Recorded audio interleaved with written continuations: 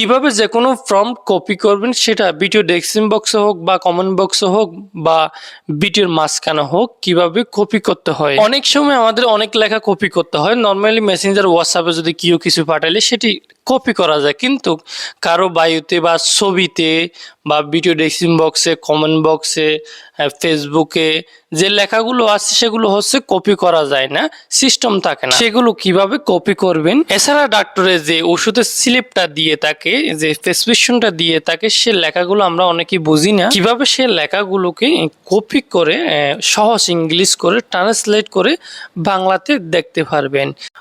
ওকে, সেটি করার জন্য ফার্স্টে আমরা প্লে স্টোরে গিয়ে হচ্ছে একটা অ্যাপস ইনস্টল করবে। অ্যাপসটির নাম হচ্ছে ইউনিভার্সাল কপি। এই অ্যাপসটা আপনারা ইনস্টল করবেন।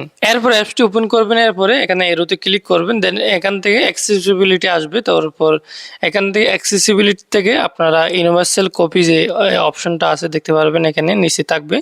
তো এটার মধ্যে ক্লিক করে উপরে যে ইউনিভার্সাল কপি যেটা আছে এটা অন করে দিবেন। হ্যাঁ, এরপর এখান থেকে ব্যাক আসবেন, আবার এখানে এরোতে ক্লিক করে করে যা সামনে যাবেন। সামনে যাওয়ার পরে এখানে আরেকটা অপশন দেখবেন নোটিফিকেশন, এই অপশনটা হচ্ছে অন করে দিবেন। অন করার পরে সেই অ্যাপসটা হচ্ছে নোটিফিকেশনে শো করবে।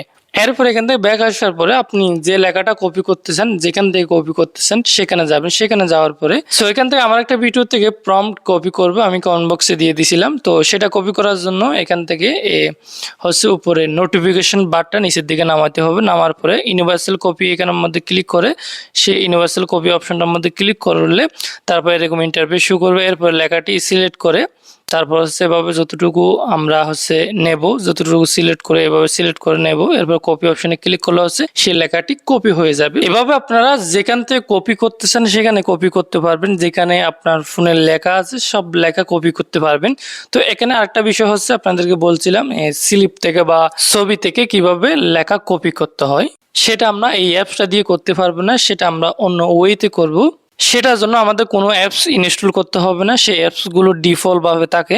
অনেকের ফোনে দেখবেন গুগল ফটো এই অ্যাপসটি থাকে। এই অ্যাপসটি না থাকলে কিভাবে করবেন সেটাও আমি পরে বলতেছি।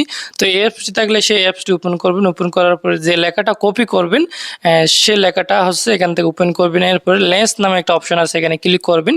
তারপরে সব লেখাগুলো কিন্তু এখানে সিলেক্ট হয়ে যাবে। তারপরে এভাবে সেভে ধরে পুরো মার্ক করে কপি অপশনে ক্লিক করলে সেই ছবির সব লেখাগুলো কপি হয়ে যাবে। তারপর যেখানে পেস্ট করবেন সেখানে যাওয়ার পরে এখানে সেভে ধরার পরে পেস্ট অপশনে ক্লিক করলে সেই লেখাটা হচ্ছে পেস্ট হয়ে যাবে।